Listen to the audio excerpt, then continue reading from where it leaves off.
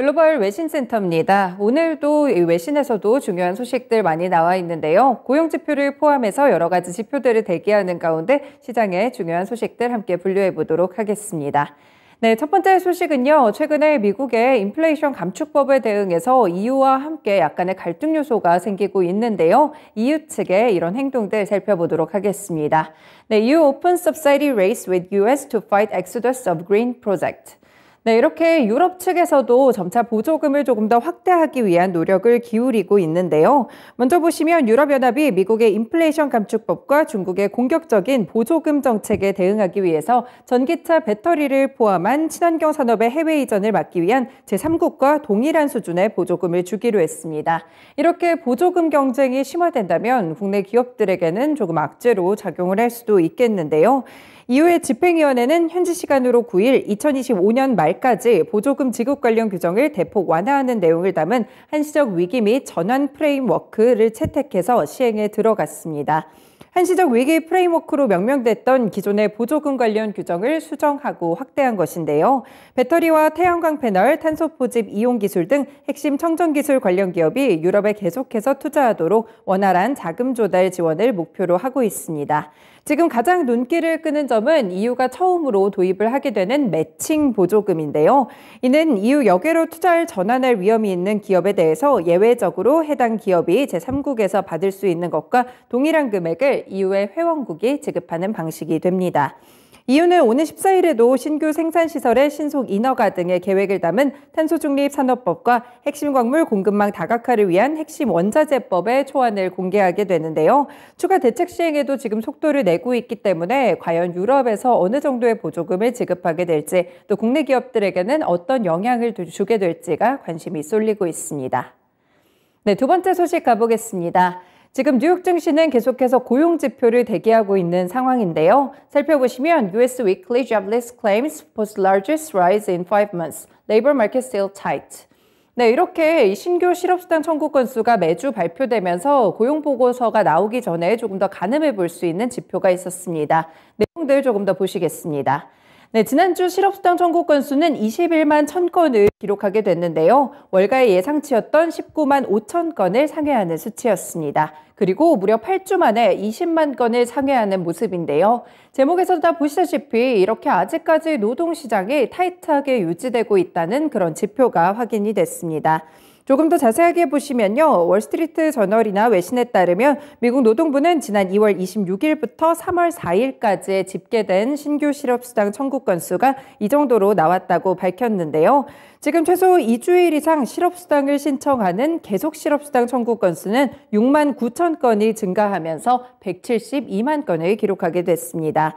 실업수당 청구 건수가 증가한 이유는 결국 빅테크와 금융회사 그리고 부동산 등이 대기업들이 감원에 나선 영향으로 풀이가 되고 있는데요. 다만 청구 건수가 여전히 역사적으로 낮은 수준을 유지하고 있다는 것을 보여줍니다.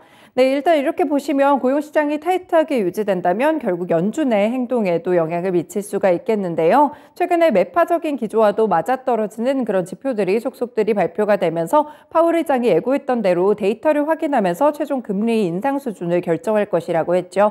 그래서 이렇게 노동 지표들까지 자세하게 보셔야 될 것 같습니다. 네, 세 번째 소식 가보겠습니다. 앞서서 이렇게 신규 실업수당 청구 건수에 의해서 보시면 이 대기업들이 감원에 감축하는 그런 모습들이 나타나고 있는데 이번에는 GM입니다. GM offers buyouts to majority of US salaried workers. 네, 이렇게 감원에 좀 나서는 모습들이 제너럴 모터스에서도 나타나고 있습니다. 대규모 명예퇴직을 권고하게 됐는데요.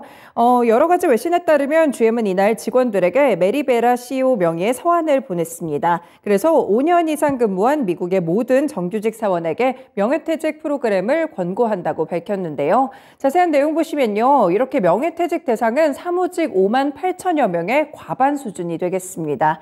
2년간 20억 달러의 감축 계획을 내놓은 바가 있었는데 이를 위해서 이렇게 감원에 나서는 것으로 보이는데요. 해외에서는 재직 기간 2년 이상의 임원들이 명예퇴직의 대상에 오르게 됐습니다.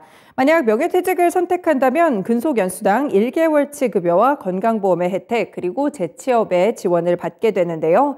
베라 CEO의 서한을 보자면 미국 내 인력의 자연 감원을 가속화하기 위한 프로그램이라면서 향후에는 비자발적인 해고 조치를 피하기 위한 것이라고 설명했습니다. 이날 발표는 GM의 사무직 500명을 해고한다는 디트로이트 지역 언론의 보도가 나온 지 약 일주일 만이었는데요. 이렇게 GM은 인력 구조 조정을 계속해서 해오고 있습니다. 이번에 명예퇴직 프로그램에 따라서 GM에서는 상반기 15억 달러 정도의 비용이 추가로 발생할 것으로 지금 보고 있습니다.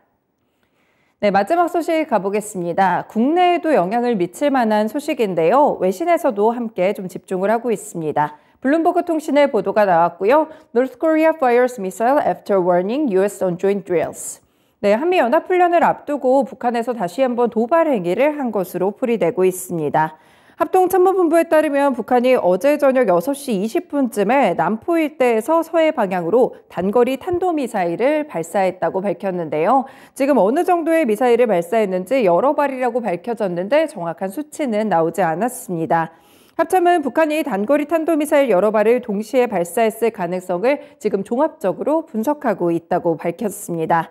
네, 북한이 이번에 미사일을 발사한 것은 다음 주에 시작되는 한미연합훈련 자유의 방패에 반발하는 차원으로 보이는데요. 실제로 김여정은 지난 7일 담화에서 한미의 군사행동이 북한이 반드시 대응하면 안 되는 이런 조건들을 만들고 있다고 주장을 했습니다. 현재 군 관계자에 따르면 감시와 경계태세를 강화한 가운데 한미 간 긴밀하게 공조하면서 만반의 대비태세를 유지하고 있다고 밝혔는데요. 네, 이렇게 북한의 도발과 관련돼서 또 관련 종목들의 움직임까지 함께 면밀하게 체크를 해보셔야 될 것 같습니다. 네, 오늘도 이렇게 해서 고용과 더불어서 인플레이션 감축법과 관련된 유럽 쪽의 이야기 그리고 북한의 소식까지 4가지 소식들 전해드렸습니다. 지금까지 글로벌 외신센터였습니다.